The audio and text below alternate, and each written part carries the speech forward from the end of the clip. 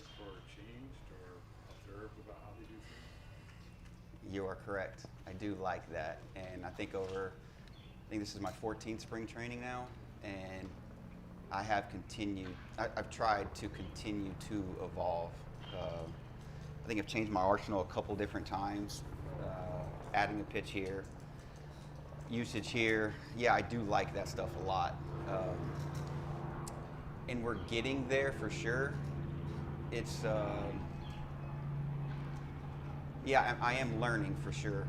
I'm learning, but that's my second time on the mound. My first time was today's Thursday. My first time was on Tuesday. So at the beginning it was kind of, I'm just thinking, come in, get my work done. Let's get some eyes, get some feels, get some lingo, some dialogue back and forth. Yeah, there's a few things that I would like to tweak or be better at for sure. Working on that, I think now you got a live, and now we'll have some time, so it'll be now 5 days, get back on the mound as far as hitters. So now we'll have a little bit more of feels like a little bit more of a,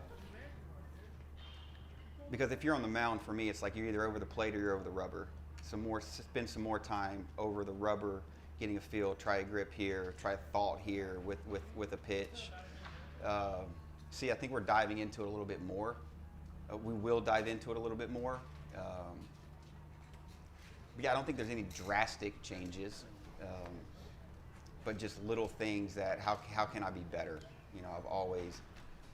You don't stay around this game if you're not always trying to get better and always trying to learn, find room for improvement. And I definitely have some room for improvement. So yeah, just diving into that I look forward to that. I like doing that. With also just remembering that stay with your strengths, do what you do well, but also being able to adapt and being able to learn. So yeah, I look forward to getting into that a little bit. We've got time. Look at how can rotation fit that in your career? Where does it fit that? Well, you've got a guy at the top who's just as good, if not better, than anybody in the league. And then as you keep going down, you've got guys who have pitched at the top of rotations, pitched in playoffs, have had a lot of success in their career. It's hard to say, on paper it's as good as I've been a part of. And they're great guys too. We're all kind of lumped there together. I mean, I've enjoyed getting to know them as well. So yeah, on paper, as you said, I mean, it's probably as good as I've been a part of for sure. Jared talked to us the other day about Yeah. hanging out and working out. Yeah. What was that? What did you learn from him? I learned that he just had a brand new baby. I learned he lives about 15 minutes. We live about 15 minutes apart. I just got to spend time with him. It's just talking with him. He's a competitor. He's a big dude. He's a great human being. Yeah, he's everything that he fits. He checks every box as far as this is a guy who is going to lead the staff, and I look forward to spending more time and now getting into in a baseball environment full time. He seems to have a lot of energy, high energy, bounces around the place. Yeah, he looks comfortable, and that's I see that. That's a good thing.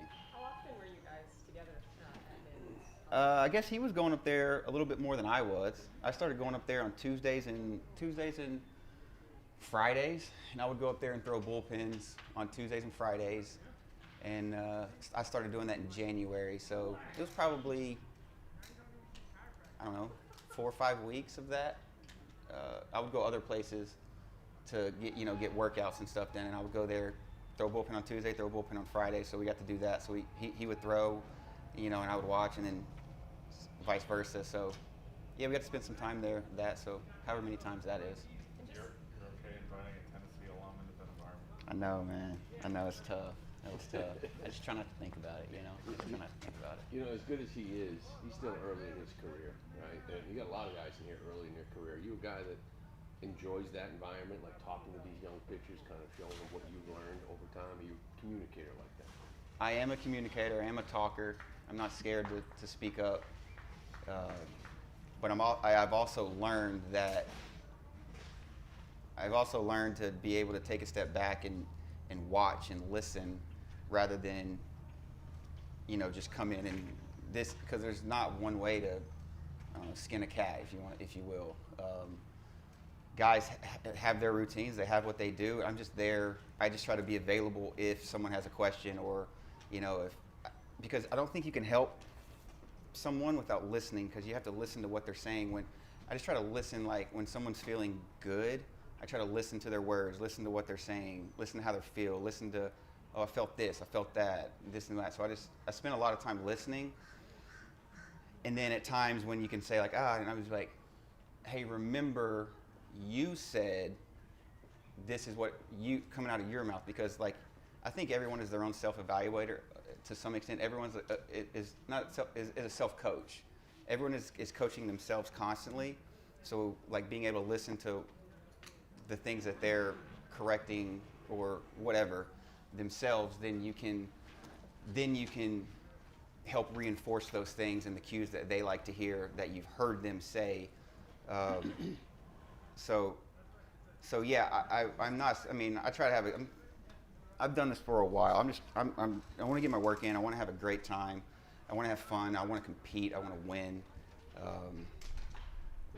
So yeah, I like that part. I like working with younger kids, younger guys, but also just learning them. If they ask a question, because I don't think you can help someone or teach someone or help coach someone, advise someone if they're not open to it. So you got to show like your genuine side first, right? So then you have a connection. They learn to trust you. You learn to trust them. You just kind of come in and just open yourself up. I think that's the only way to do it. You can't close yourself off. You just open yourself up and like, this is who I am. Like it or don't like it, but this is who I am. And I think that's just the best way to be.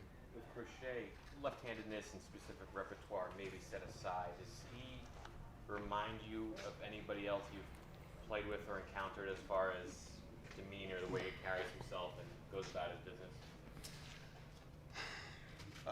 Still early. There's not a lot of guys that have been like him or will be like him as far as like what he's able to offer on the mound. Let me think, man. You're gonna make me dive into. I'm just thinking about all the other great pitchers you've pitched alongside or watched up close. No one's coming to mind. Like I can say, oh, he reminds me of this guy.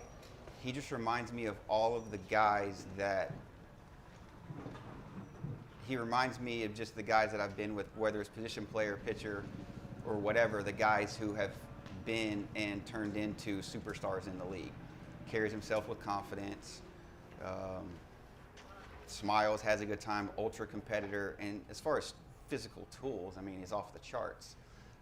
Yeah, he just reminds me of all of the athletes, baseball players that I've played with that have been and turned into superstars. What can he be this year, you think? I don't think there's a ceiling for him.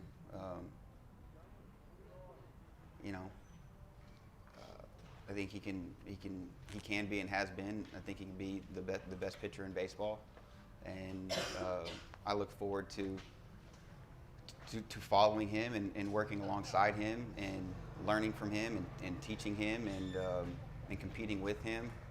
So I think he can be whatever he sets his mind to be. Sonny, you said you've been doing this a long time, 14 camps, 6 major league teams. You've been through transitions before, but when you go to a new place and they start to tell you what they see in you, right? You get a different evaluation from a new organization. What's that been like here? At this stage, are there any surprises? Do they say anything that makes you go, oh? Or at this point, have you heard it all? No surprises, no. I mean, but I think that goes to like, I do know myself.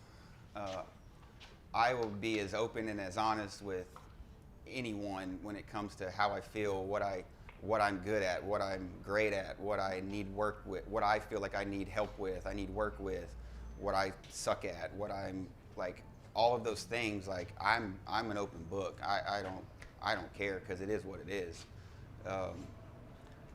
So yeah, like I will be open about that, and I just, as long as the information that I'm getting and the information that I'm receiving is also coming from a place of like genuine care and genuine expectation. I expect you can do this. You can be better in this. Okay, now let's like why do I need to be better at this? Okay, like how am I better in this? Okay, like now what do I do on a daily basis to be better at that? I think it comes like that, but I think it starts with you have to be open, a good self-evaluator, but at the same time open to an extent, but also know but this is what I do well. This is why I've had success. But also this is what I need and I can be better at. So yeah, I like that stuff. I like feedback. I like that type of feedback. Whether you use it or not is up to you, but I enjoy the feedback. Is there anything in particular you were trying to work on this spring to kind of refine, or even today that you were trying to do out there? There are some things, and I will say change up is one. I don't believe I threw any today in the live situation. Might not have presented itself, and like I said early, it's kind of like, hey, I'm just gonna do me, and now we can, maybe sometimes to do some other things. There are some other things as well that I'll probably just keep to me for now. But yeah, there are definitely some other things. But being able to use that pitch is something. Being able to, yeah, I will keep the other things kind of to myself for now. But I do know limiting damage, right? Limiting damage is something that my strikeouts are high, my walks are low. Been that way for the last bunch of years. The years I've done really well, I'm able to limit the damage, take it for what you want. I don't know what you would say last year or the year before, like strikeouts up, walks down, but damage came into play a little bit more. So whether it's pitch usage, pitch location, things like that, to be able to limit damage, that's like a conversation that's a little bit more in depth, but that's a thing that's definitely something that I'm interested in. So yeah, just a few things like there are just kind of just a few things that I'm sure we'll dive into, and we have talked about briefly already. When it comes to Surprised damage, I know. So were you surprised at how much play your Yankees confidence in the intro Zoom got? I'm not surprised. To be fair, I did not see any of them other than people shooting me a text and being like this, and I'm like, what are you talking about? But I've also learned that no matter what I say or no matter what I do, people are going to take it and use it however they want to use it. And I'm okay with that at this point. Like, I learned a lot by going through all of the years that I've gone through this, and I've learned to stay away from it. To be quite frank and honest with you, I've learned to just be myself, be open, not try to shy away from anything, but also don't follow it after that. Like, I don't have the Twitter and I don't have the apps that I've learned that they're genuinely not healthy for me. And there may be times in my career where I've gotten caught up in that a little bit too much. And going back to learning and pitching it's the same idea in life, right? Like, it's not good for me. I don't feel like it's good or beneficial for my well-being of just a human being. I just stay away from it. So I've done a really good job ever since I left New York, I've done a really good job of staying away from that stuff because it doesn't matter to me. But I've also learned to be myself. Be myself. Like I said, you're gonna like it or you're gonna love it, but I don't care. And as far as what comes from what I say or what I do outside of my control of all that, it's going to be what it's going to be. So I don't know how much play it got other than, my mom talking about it a little bit, and I just kind of laugh and be like, oh, but it's not surprising if it did get a lot of play. Once moms find out, that means it got wide. Yeah, for sure. some of that damage you talk about, like the last few years, maybe right center. I don't know if you've seen much of Abreu or Cedon play the outfield. Look, to go with the dimensions at Fenway, kind of looking forward to seeing those guys run some down. Yeah, for sure. When I had a Zoom, I got traded over here, and then I had like a Zoom, and that was, I remember AC saying that in the Zoom is like, righties, you know, we like to give up it to right center. You know, it plays well for our park. You know, we got the best center fielder in the game, you know, so that type of stuff. So I didn't remember that, and I guess I think I give up some stuff to right center. So as far as Fenway and then having that, I think that's going to be great for me as far as limiting damage. Haven't dove into it completely yet. I'm still learning names. I've got I've got a lot of names down, which is important to me. So yeah, but there's only so much time in the day, right? So getting to know everybody on the training staff and in the weight room, the staff and then the coaching staff and then the players, like trying to spend a lot of time in a lot of different departments and understanding and knowing names to put a name with the face. This is who I am, and but also gotten into some of the pitching stuff. But as you know, as the relationships start to build, there will be and is more time in the day to, hey, let's go sit down I can grab Devin or Bales, or let's go sit down for 30 minutes and go through this stuff. Tomorrow after a live or after a game or something is a good day for me to be able to do that. So just finding time in the day to do all of those other things as well. So we're getting there.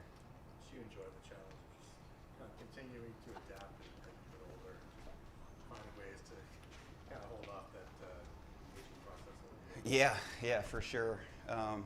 Taking care of my body is huge.